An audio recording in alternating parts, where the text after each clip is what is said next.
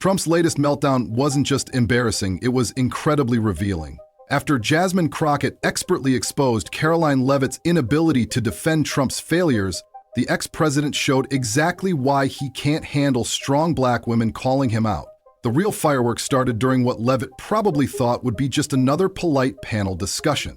Instead, Crockett brought a flamethrower to the conversation. This wasn't your typical political back and forth. This was a surgical dismantling of the entire MAGA narrative that left the Republican spokesperson looking completely lost. Crockett didn't hold back, immediately putting Leavitt on the defensive. "You guys have the House, you have the Supreme Court, and you sit here and blame Democrats for all your problems," Crockett stated bluntly. You could practically see Leavitt's brain searching for the emergency exit as her face froze in panic. But Crockett was just warming up. Her most devastating blow came when she labeled Trump a shadow vice president who's pulling strings without any responsibility. That phrase perfectly captures what many have observed. Trump wants all the power, but none of the accountability. He wants to dictate policy from Mar-a-Lago without being on the hook when those policies crash and burn. And Leavitt had absolutely no comeback for this characterization. When the conversation shifted to border security, Crockett went for the knockout. "What about the border bills your party killed?" she asked, highlighting the Republican strategy of creating problems and then campaigning on fixing them. Poor Leavitt looked like she'd been asked to explain quantum physics in crayon. Her mouth moved, but instead of coherent policy positions, out came pre-programmed talking points that had nothing to do with Crockett's actual question. The most revealing moment came when Crockett asked a simple question about Republican accomplishments. You'd think this would be an easy one for a professional party spokesperson, right? Wrong. Leavitt froze like a computer running Windows 95 trying to open Chrome. That deer in headlights look told viewers everything they needed to know. The supposed party of action and results couldn't name a single concrete achievement when put on the spot. "You have all these resources at your disposal, and this is the best you can do?" Crockett challenged, highlighting the incompetence of a party that controls significant levers of power, yet acts like the opposition. It was like watching someone explain to a restaurant owner that despite having a kitchen, ingredients, and chefs, they still can't seem to serve a decent meal. The exchange exposed what many have suspected about the MAGA movement's public faces. They're all slogans and no substance. When pressed on actual policy details, the facade crumbles faster than a sandcastle at high tide. Leavitt's performance revealed the shocking secret at the heart of Trump's operation. His spokespeople aren't equipped with answers, just deflections. They're not there to explain policy, they're there to block for Trump while he does whatever he wants. What made this confrontation particularly fascinating was watching Crockett, a confident, articulate black woman, systematically dismantle Leavitt's talking points. For viewers familiar with Trump's history, there was an immediate sense that this criticism would trigger an outsized reaction. Trump has repeatedly shown particular sensitivity to criticism from women of color.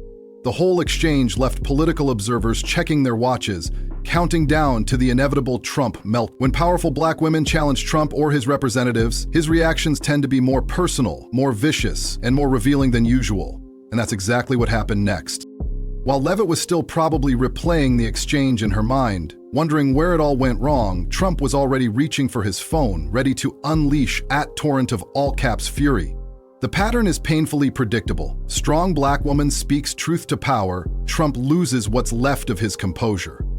It's almost as though criticism from women of color exposes something deep in Trump's psychology, a fundamental insecurity that no amount of bluster can hide. Trump's phone became a weapon of mass economic destruction following Crockett's critique. What most Americans don't realize is that his retaliatory tariff tantrum became the largest tax increase since 1968, not on foreign countries, but on everyday American families. When his ego gets bruised, it's your wallet that ends up in the ICU. Rather than addressing any of Crockett's actual points about policy failures, Trump reached for his favorite presidential tool, the economic sledgehammer. The pattern is always the same with Grumpy Trumpy. Someone makes him look bad, he gets mad, he makes a rash decision, and suddenly the stock market is doing the electric slide downward.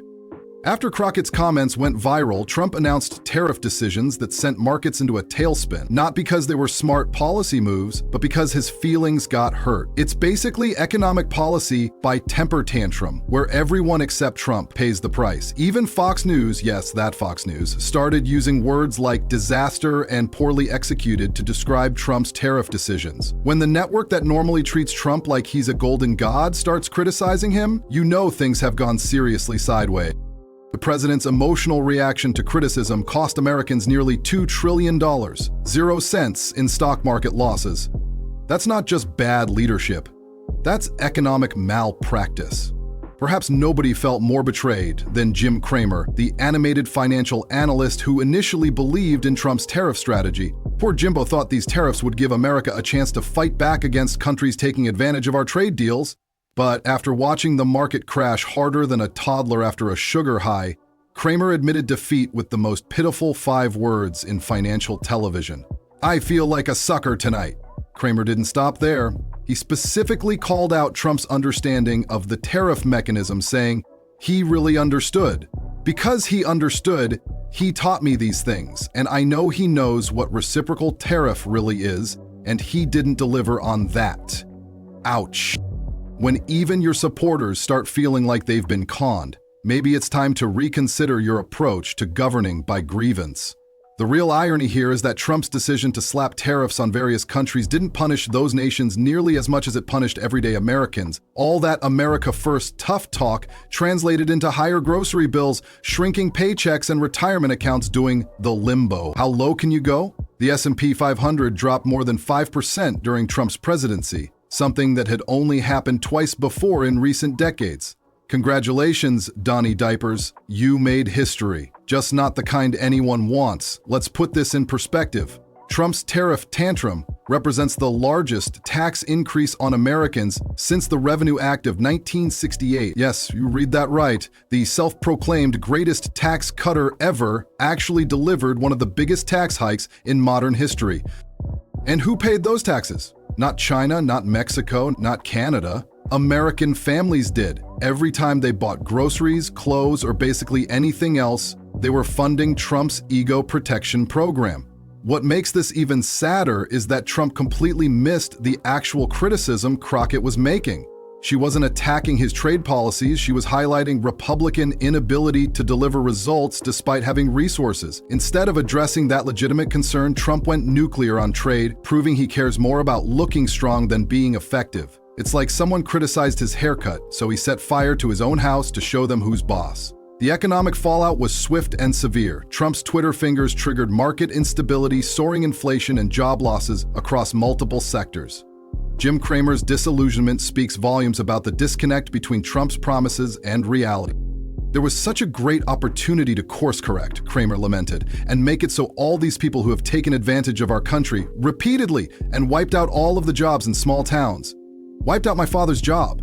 Instead, Trump's emotional response just created more economic casualties. This whole episode perfectly illustrates Trump's greatest fear: being exposed as incompetent and weak. Rather than demonstrate thoughtful leadership when challenged, he reacted like a wounded animal, lashing out in all directions and causing maximum collateral damage. This impulse to hurt others when he feels hurt is exactly why his critics see him as dangerous. When your emotional stability is directly connected to the nation's economic stability, everyone has reason to worry. Nothing terrifies politicians more than becoming the punchline of late-night TV. And Trump's tariff tantrum gave Jimmy Kimmel the comedic equivalent of Christmas morning. While financial experts scratched their heads at Trump's bizarre economic decisions, Kimmel was busy sharpening his comedic scalpel for a precision strike. His monologue didn't just mock the former president, it performed a surgical dissection of Trump's fragile ego that left his audience in stitches and MAGA supporters fuming. Kimmel wasted no time seizing on Trump's meltdown as perfect comedy fodder. The late-night host zeroed in on Trump's bizarre fixation with Canada, joking that Trump was moving on our northern neighbor like a poobie idol, a callback to Trump's infamous Access Hollywood tape that had the audience howling before Kimmel even finished the setup. He compared Trump's aggressive posturing toward Candidato the villain Jafar from Disney's Aladdin trying to mate with Princess Jasmine, an unexpected pop culture reference that perfectly captured Trump's cartoonish overreach. Among Kimmel's sharpest barbs was his take on Trump's most bizarre economic decision yet: President Trump has directed Elon Musk and the Doge team to identify fraud at the Social Security Administration, Kimmel announced with mock seriousness. Instead of employing experts or established government agencies, Trump had tasked a billionaire tech bro with solving complex Social Security issues. Kimmel didn't need to explain why this was ridiculous. The facts alone were funnier than any joke he could write.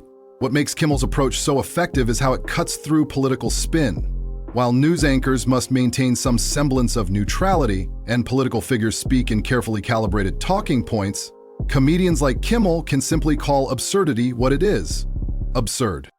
His monologue stripped away the complex economic jargon and political doublespeak to reveal the simple truth. A former president was making consequential decisions based on wounded pride rather than sound policy. Through jokes rather than political arguments, Kimmel illustrated exactly what it means to have a shadow vice president operating without accountability. When Trump can task Elon Musk with investigating Social Security without any formal authority or oversight, and when his tweets can tank the stock market, he's exercising enormous power without corresponding responsibility, the very essence of Crockett's critique. So what we've seen unfold is basically a perfect political storm that shows exactly how things work these days. When Jasmine Crockett spoke up, she didn't just criticize, she ignited a chain reaction that exposes the new political reality we're all living in. This triangle of accountability, where politicians call out nonsense, presidents have meltdowns on social media, and late-night comedians turn it all into punchlines, has become America's weird new normal.